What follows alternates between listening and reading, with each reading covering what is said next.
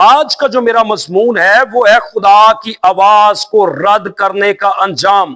Bible کا خدا ایک زندہ خدا ہے اور وہ ہمیشہ اپنے لوگوں سے بولتا ہے، کلام کرتا ہے۔ وہ خواب اور رویا کے ذریعے سے اور اپنے نبیوں اور رسولوں کے ذریعے سے، ایمانداروں کے ذریعے سے، اپنے خادموں کے ذریعے سے لوگوں سے کلام کرتا ہے، اور بہت دفعہ لوگ اس کی آواز کو رد کر دیتے ہیں، اور جس کی وجہ سے وہ نقصان اٹھاتے ہیں اور ہلاک ہو جاتے ہیں۔ نوح کے دور میں خدا نے نوح کے ذریعے سے لوگوں سے کلام کیا، لوگوں سے بات کی، لیکن لوگوں نے اس کی آواز کو رد کر دیا، جس کا انجام یہ ہوا کہ پوری دنیا کے لوگ جو ہے وہ مر گئے، صرف نوح اور اس کا خاندان بچا۔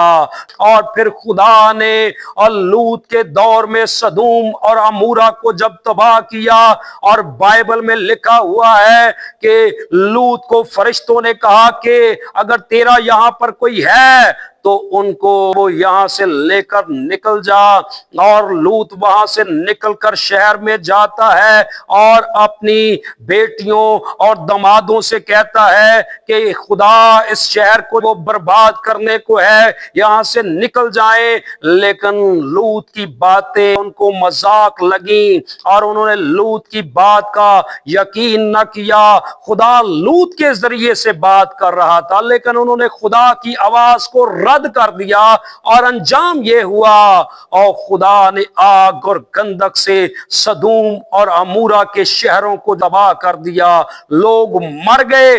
خدا کی آواز کو رد کرنے کا انجام انتہائی خطرناک ہے، اور خدا نے موسیٰ کے ذریعے سے فرعون سے بات کی۔ اس نے کہا میرے لوگوں کو جانے دے، لیکن فرعون نے اپنے دل کو سخت کیا، اور بائبل بتاتی ہے کہ خدا نے 10 آفتیں مصر پر بھیجی، ان کے پلوٹھے مر گئے، اور آخرکار اور فرعون اور اس کی فوجیں بحر کلزم میں غرق ہو گئی۔ انہوں نے خدا کی آواز کو رد کر دیا، اور فرعون نے اپنے آپ کو خدا کے حضور میں عاجز نہیں کیا، اس کی وجہ سے وہ ہلاک ہو گئے۔ اور بائبل مقدس کے اندر بارہا خدا نے بنی اسرائیل سے کلام کیا، لیکن جب انہوں نے خدا کی آواز کو رد کیا تو انہوں نے نقصان اٹھایا۔ بائبل مقدس کے اندر ایک بادشاہ ہے جس کا نام منسی ہے، اور خدا نے منسی اور اس کے لوگوں سے باتیں کی، لیکن انہوں نے کچھ دھیان نہ کیا۔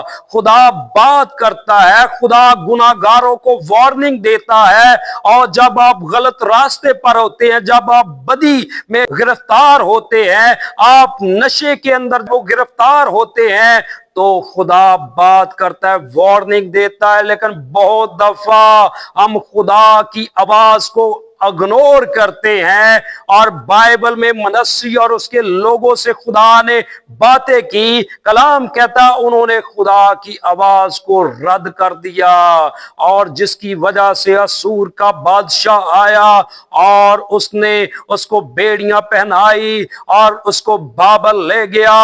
اور جب ہم بھی خدا کی آواز کو اگنور کرتے ہیں تو مشکلیں، مصیبتیں، بدترین حالات ایک انسان کو جکڑ لیتے ہیں۔ خدا کی آواز کو رد کرنے کا خطرناک انجام ہو سکتا ہے، اور بائبل مقدس کے اندر یسوع مسیح نے یروشلم کو وارننگ دی، اور متی کی انجیل کا جب آپ 23واں باب پڑھیں گے وہاں پر یروشلم کو وارننگ دی۔ لوکا کی انجیل کے 13ویں باب میں بھی اس کا ذکر ہے، اور پھر لوکا کی انجیل کے 19ویں باب میں خداوند یروشلم پر روتا ہے، لیکن یروشلم کے لوگوں نے توبہ نہیں کی، خداوند کی آواز کو سن کر رد کر دیا، اور اس کا نتیجہ खतरनाक हुआ। सन 70 में यरूशलेम शहर को और हैकल को बर्बाद कर दिया गया।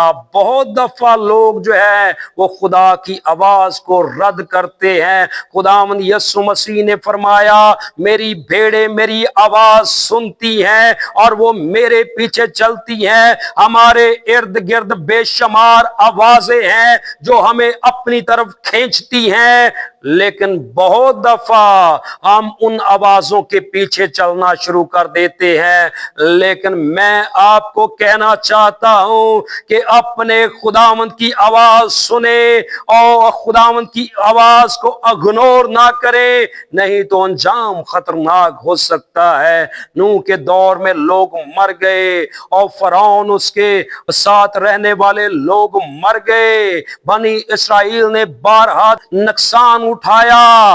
लूत के दौर में लोग मर गए और यरूशलेम जो है वो 70 एडी में बर्बाद हो गया। उन्होंने खुदा की आवाज को रद्द किया। खुदावन नहीं चाहता कि आप हलाक हो। पतरस के खत के 3 बाब की नामी आयत में लिखा है, वो किसी की हलाकत नहीं चाहता बल्कि चाहता है कि तौबा तक नौबत पहुंचे। हिजकिल की किताब में खुदावन कहता है, मैं शरीर की मौत से खुश नहीं हूं, मैं ये चाहता हूं कि वो अपनी राह से फिरे और जिंदा रहे। खुदावंद इसलिए बार बार लोगों को वार्निंग देता है ताकि वो अपनी राह से फिरे, वो तौबा करे और जिंदा रहे, क्योंकि वो प्यार करने वाला खुदावंद और किसी जानदार की हलाकत नहीं चाहता। बहुत दफा हम जिंदगी में अपने कामों में बिजी होते हैं, हम अपनी जॉब में बिजी होते हैं, दुनिया के कामों में मसरूफ होते हैं, और फिर खुदावंद जब बार बार वार्निंग देता है तो जब हम नहीं सुनते तो फिर अंजाम खतरनाक होता है। मैं आपको एक वाकया सुनाना चाहता हूं, ये एक सच्चा वाकया है।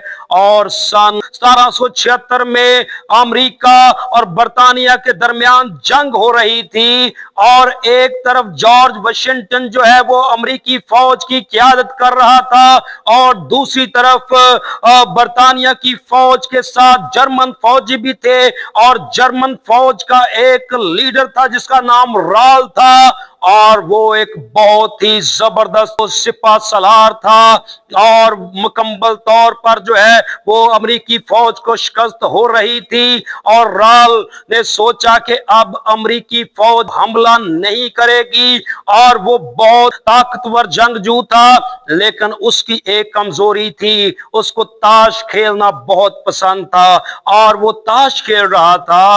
और 25 दिसंबर की रात बहुत सर्दी थी, बारिश हो रही थी, बर्फ पड़ी हुई थी और अमेरिकी फौज ने प्लान बनाया कि हम अचानक इस बारिश में सर्दी के मौसम में हम बरतानवी फौज पर हमला करेंगे। और इस हमले की खबर बरतानवी लोगों को जो है वो पहुंची और उन्होंने राल को जाकर बताया कि हमला होने वाला है, लेकिन वो गेम खेल रहा था, वो ताश खेल रहा था, उसने इग्नोर किया। और दूसरी दफा फिर अमेरिकी फौज में उनका एक जासूस था, उसने एक लेटर लिखा और वो लेटर राल को भेजा कि हमला होने वाला है, लेकिन उसने वो लेटर नहीं पढ़ा। उसने वो लेटर जो है वो अपनी जेब में रख लिया और वो ताश खेलता जा रहा है। और जब सुबह हुई तो अचानक से अमेरिकी फौज ने हमला कर दिया और सब कुछ जो है वो तहस नहस कर दिया और राल वो बहुत जख्मी हो गया और वो मर गया।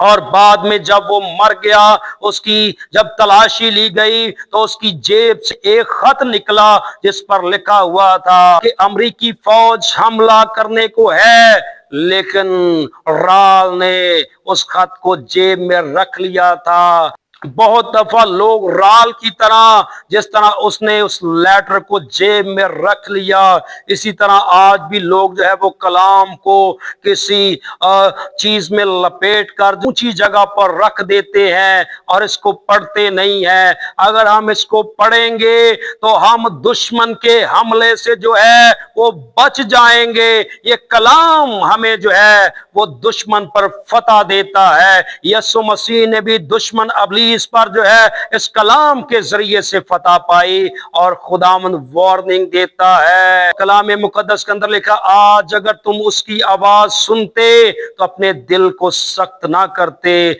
बहुत दफा लोग दिल को सख्त कर लेते हैं, वो तौबा नहीं करते, वो अपनी राहों से नहीं फिरते, वो बदी से बाज नहीं आते, वो गुनाह को नहीं छोड़ते, गुनाह के अंदर उनको लज्जत मिलती है, वो गलत सोसाइटी को नहीं छोड़ते, वो गलत जगह पर जब जॉब करते हैं तो उनको पैसे मिल रहे हैं, वो नहीं छोड़ना चाहते, लेकिन अंजाम भयानक होता है। अपनी जिंदगी पर गौर करे। खुदा की आवाज आज आपके लिए है, उसकी आवाज को इग्नोर ना करें, नहीं तो अंजाम खतरनाक होगा। उसकी आवाज को सुने और तौबा करें, जिस तरह नैनवा के लोगों ने उसकी आवाज को सुना। जब यूना नबी उस शहर के अंदर गया, वो बहुत बड़ा शहर था, लेकिन उन्होंने यूना के जरिए खुदा की आवाज को सुना और उन्होंने तौबा की। बादशाह ने अपना बादशाही लिबास तार दिया और वो खाक पर बैठे, वो राख पर बैठे